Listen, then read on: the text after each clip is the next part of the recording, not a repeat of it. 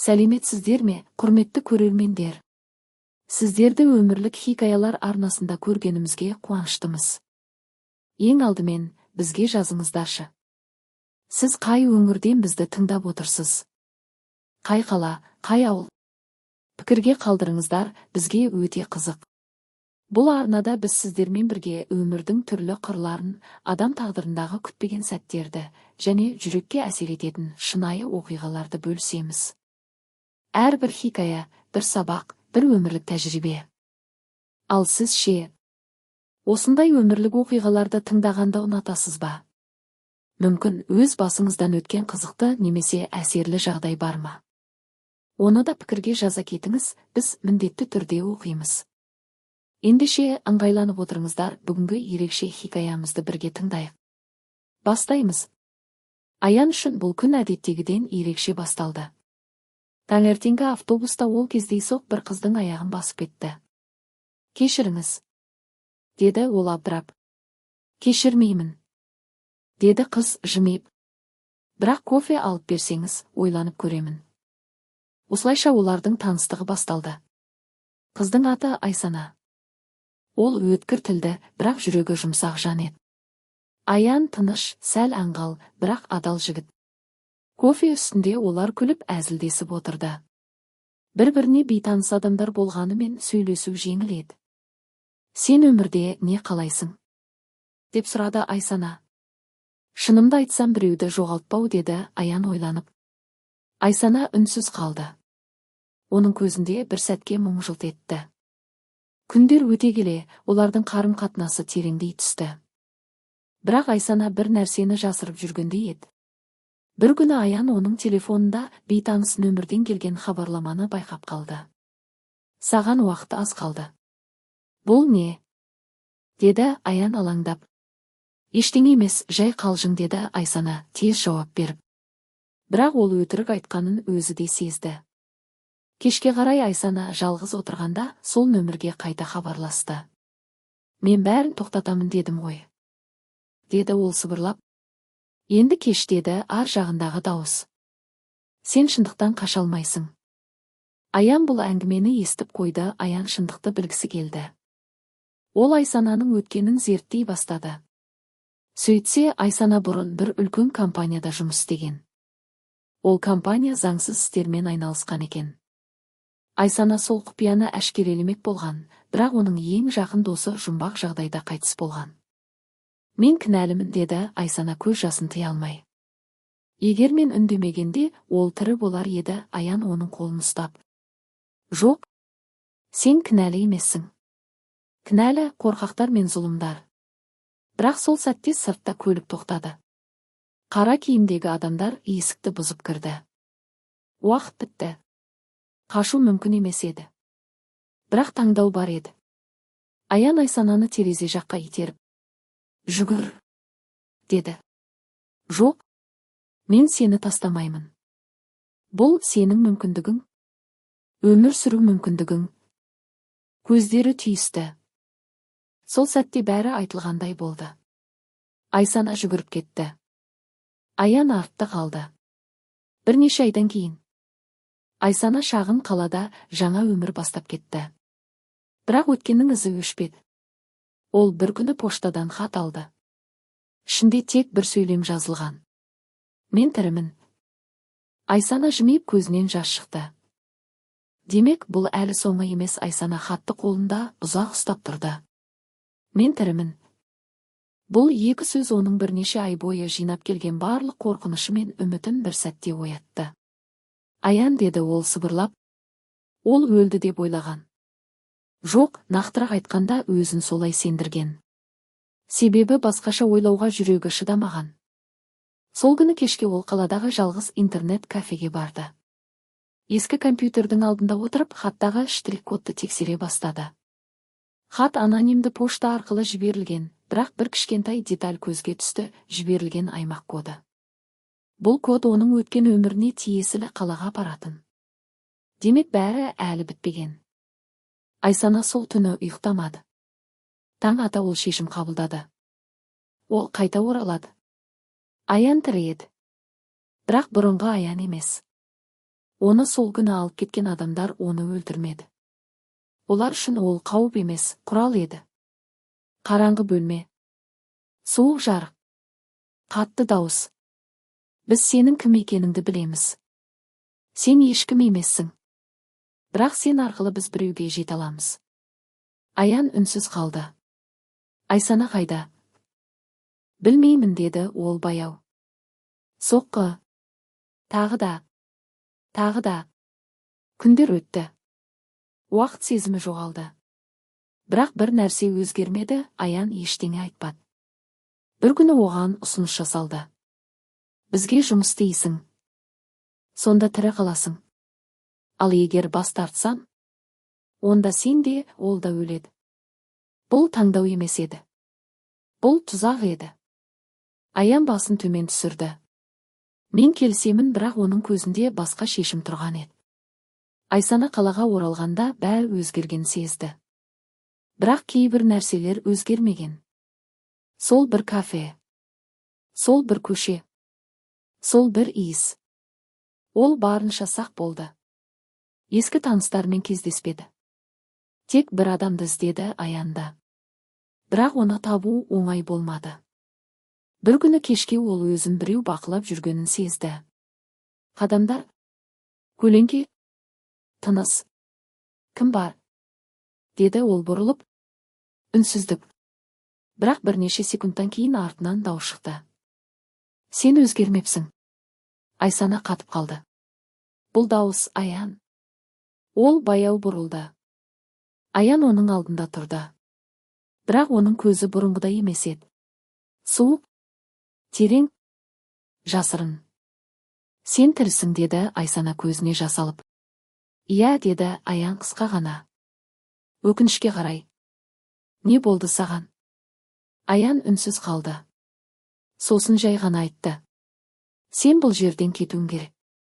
Жоқ, бұл жолы мен қашпаймын.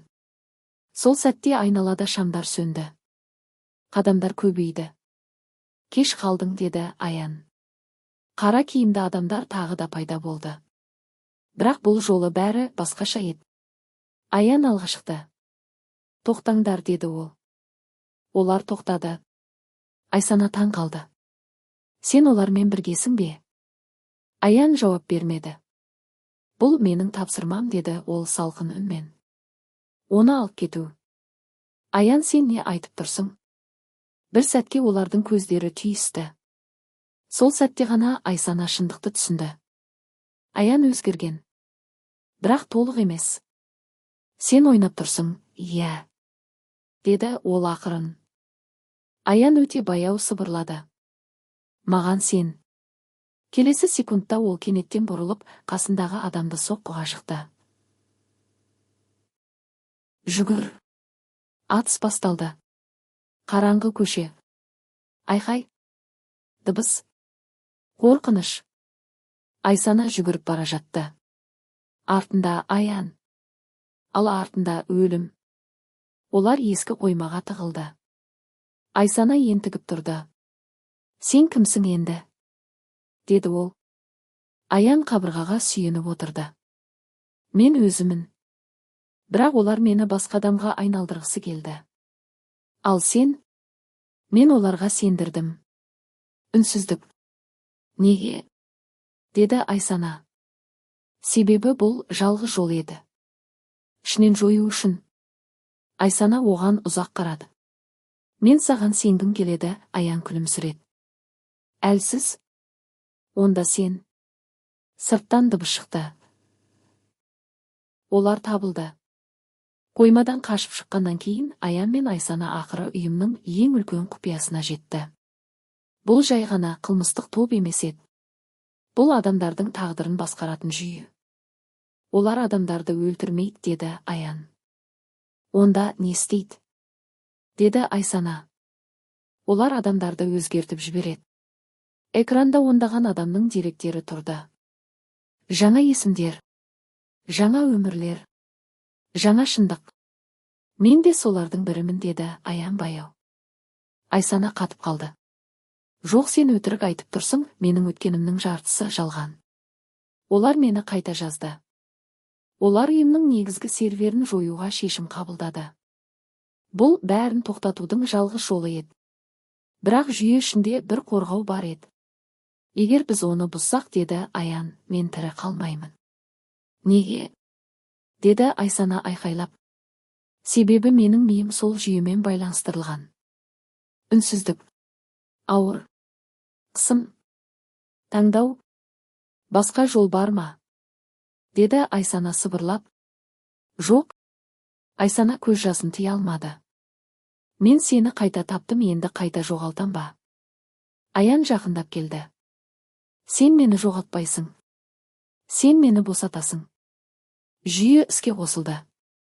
Қызыл жарық. Дабыл. Таймер. Айсана компьютер алдында тұр. Қолы дірілдеп тұр. Мен істей алмаймын, істейсің, деді Аян тыныш. Жоқ. Айсана. Ол айқайлап жіберді. Мен сені өлтіре алмаймын. Аян алғаш рет күлімсіреді. Шынайы. Сен мені өлтірмейсің. Онда не істеймін? Сен мені құтқарасың. Ол оның қолын ұстап батырмаға жақындатты. Егер сен мұны жасамасаң, біз сияқты мыңдаған адам мәңгі осылай өмір сүреді. Көздері түйісті. Соңғы рет. Мен сені жақсы көремін, деді Айсана. Аян сыбырлады. Мен де басылды. Жүйе күйреді. Барлық деректер жойылды. Үйім құлады. Бірақ Аян да құлады. Оның денесі қозғалыссыз жатты. Көздері ашық. Бірақ ішінде ештеңе жоқ еді. Айсана оның қасына жүгіріп келді. Жоқ, өтінемін, ешқандай жауап жоқ. Тек үнсіздік. Бір жыл өтті. Әлем өзгерді. Үйім жоқ.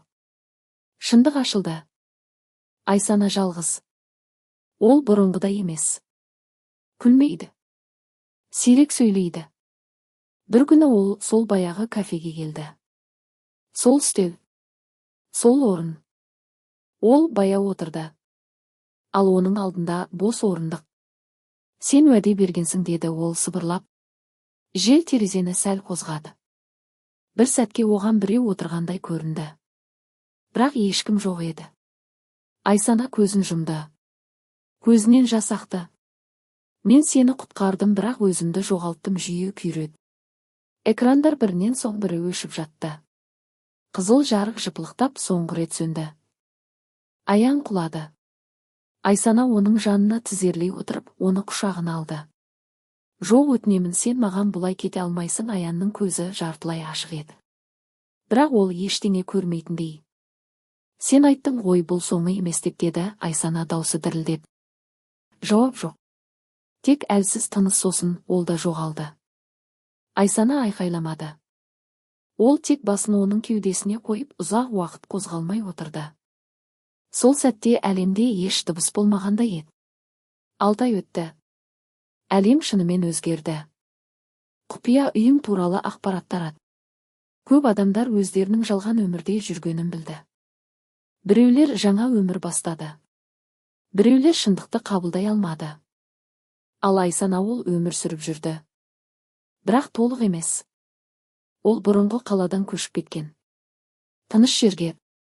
Таудың етегіндегі шағын ауылға. Күн сайын таңертең ол бірдей нәрсе істейтін. Терезені ашып ұзақ уақыт сыртқа қарайтын. Бір нәрсені күткендей. Өзі де түсінбейтін үмітпен. Бір күні оған хат келді. Жай ғана конверт. Ішінде ешқандай жіберуші жоқ. Қолы дірілдеп ашты. Ішінде бос қағаз. Бұл не?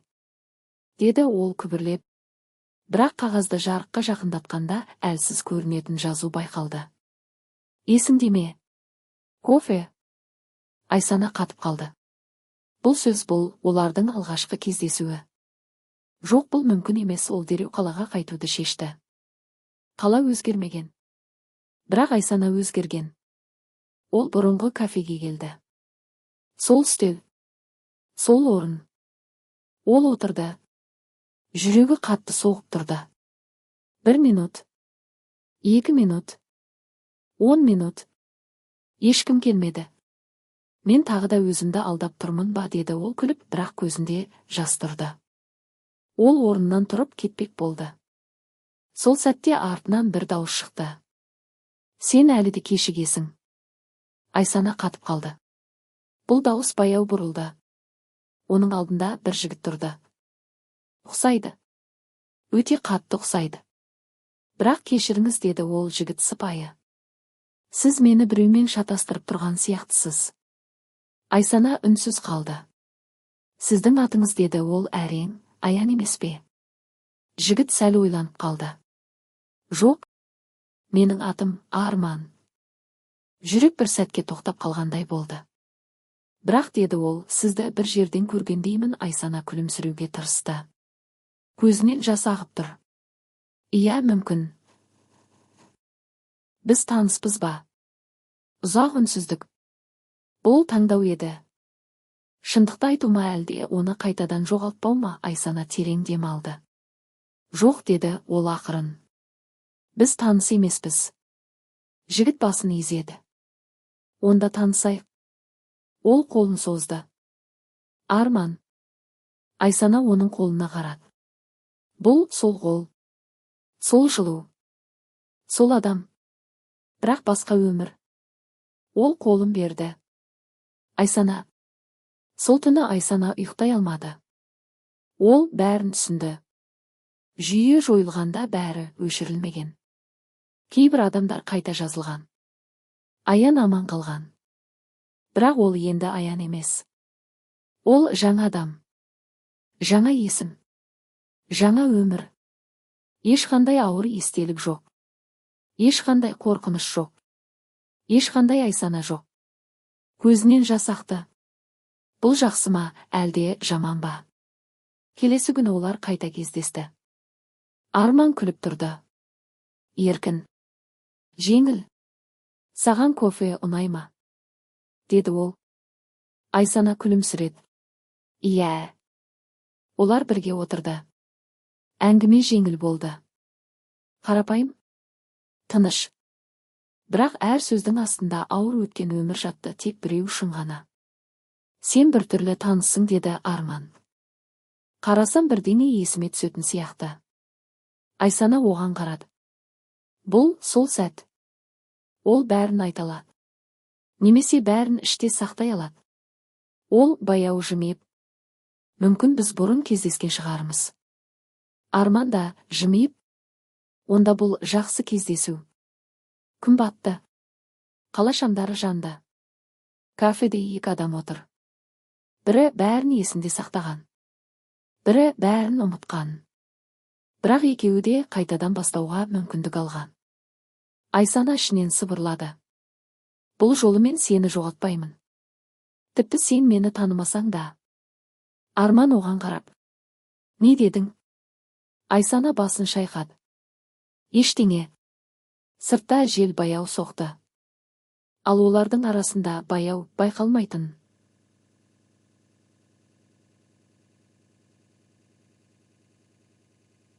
Бірақ шынайы нәрсе қайтадан байбыла бастады. Махаббат. Айсана мен Арманның кездесулері жиілей бастады. Бәрі қарапайым еді. Кофе. Қысқа әңгімелер. Қала көшелері. Бірақ Айсана үшін әрбір сәт ауыр сынақ болатын. Арман күледі. Сол баяғыдай. Көзін сығырайтып. Бірақ ол оны еске түсірмейді. Сен кейде бір түрлі үнсіз қаласың, деді бір күні Арман. Ойланып кетемін, деді Айсана. Нені? Ол жауап бермеді. Сені? Деп ойлады ішінен. Бір күні олар жаңбыр астында қалып қойды. Жүгіріп барып аялдамаға тығылды. Су тамшылары. Суық ауа. Жақын тұрған екі адам. Арман кенеттен маңдайын ұстап қалды. Не болды? Деді Айсана. Білмеймін, бір нәрсе, деді ол көзін жұмып. Не есіңе түсті? Автобус біреу аяқ, деді ол баяу. Айсана демін ішіне тартып алды. Бұл олардың алғашқы кездесуі. Сен біреудің аяғын басып кеткенсің бе? Деді ол ақырын. Арман көзін ашты. Иә, қалай білдің? Айсана күлімсіреді. Көзінде жас. Жай ғана болжадым. Бірақ жүрегі қатты соғып тұрды. Естелік қайтып келе жатыр. Сол түні Айсана ұйықтай алмады. Бұл жақсы ма? Егер Аян бәрін есіне түсірсе, ол қайтадан сол ауырлықты сезінеді. Қорқыныш, қайғы, өлім. Мен оның өмірін қайта бұзғым келе ме? Деді ол сыбырлап. Таңдау қайтадан алдында тұрды. Бірақ бұл жолы батырма жоқ. Тек уақыт бар. Келесі күндері арман өзгере бастады. Ол кейде тоқтап қалады. Кейде бір нәрсеге ұзақ қарайды. Кейде түс көріп оянады. Мен біреуді жоғалтқандаймын, деді ол бір күні. Айсана үнсіз қалды. Бірақ кім екенін білмеймін, мүмкін маңызды адам болған шығар, деді Айсана. Арман оған қарады. Ұзақ? Иә, солай сияқты. Кешкісін олар тағы да сол кафеде отырды. Айсана, деді Арман кенеттен. Иә. Егер мен бұрын басқадан болған болсам ше? Ол қатып қалды. Қалай? Білмеймін. Бірақ кейде мен өзімді толық емес сияқты сезінемін. Үнсіздік. Бұл сол сәт. Айсана оның көзіне қарады. Бұл жолы ол қашпады. Себебі сен шынымен басқадан болғансың. Арман тынысы тоқтағандай болды. Не? Сенің атың Арман емес. Айсана бәрін айтып берді. Бастан аяқ. Кездесу. Махаббат. Қуғын. Жүйе. Соңғы сәт. Сен өлдің, деді ол ақырын. Мен өз қолыммен дауысы үзілді. Ұзақ үнсіздік. Арман орнынан тұрып кетті. Жоқ, бұл мүмкін емес, мен өтірік айтпаймын. Онда неге мен ештеңе есіме түсірмеймін? Себебі сені қайта жазды. Арман қабырғаға сүйенді. Бұл менің өмірім емес, бірақ бұл сенің жаңа өмірің. Ол көзін жұмды. Ал сен? Айсана сыбырлады. Мен сенің өткеніңмін. Бірнеше күн олар кездеспеді. Сосын Арман өзі келді. Мен бәрін есіме түсіргім келеді, деді ол. Айсана жүрегімен жоқ деп айқайлады. Бұл қауіпті. Бұл менің өмірім. Сен қайтадан сол ауырлықты көтересің, ал қазір мен кіммін? Деді ол қаттырақ. Жарты адаммын ба? Үнсіздік. Айсана көзін жұмды. Егер сен бәрін есіңе түсірсең, сен өзгересің. Арман баяу айтты. Мүмкін мен онсыз да өзгеруім керек шығар. Олар жүйенің қалдықтарын тапты. Кішкентай құрылғы. Соңғы мүмкіндік. Бұл сені қайтарады, деді Айсана. Бірақ бәрін. Мен дайынмын. Жоқ, сен дайын емессің. Арман оған жақындады. Мен сені қайтадан таңғым келеді. Көздері түйісті. Айсана жылады. Мен сені қайтадан жоғалтқым келмейді, Арман сыбырлады. Онда бұл жолы бірге жоғаламыз. Құрылғы іске қосылды. Жарық. Дыбыс. Естеліктер, кофе. Күлкі. Қашу. Қорқыныш. Соңғы сөздер. Мен сені жақсы көремін. Арман айқайлап жіберді. Сосын тыныштық. Айсана көзін ашты. Арман оның алдында отыр. Тыныш. Аян. Деді ол ақырын. Ұзақ үнсіздік. Сосын ол күлімсіреді. Сол баяғыдай. Сен тағы да жылап тұрсың. Айсана демала алмай қалды. Сен есіңе түсірдің бе? Аян басын изеді. Бәрін. Көзінен жас ақты. Кешір, Аян басын шайқады. Жоқ. Бұл жолы бәрі басқаша болады. Қалай? Ол оның қолын ұстады. Бұл жолы біз шындықты біле отырып өмір сүреміз. Қорықпай. Аян күлімсіреді. Қорқамыз. Бірақ бірге. Бұл жол олар бәрін есінде сақтады. Барлық ауырлықты. Барлық махаббатты. Бірақ айырмашылық бар еді. Енді олар жалғыз емес. Сыртта күн шығып келе жатты. Жаңа күн. Жаңа өмір. Бұл бақытты аяқталу емес.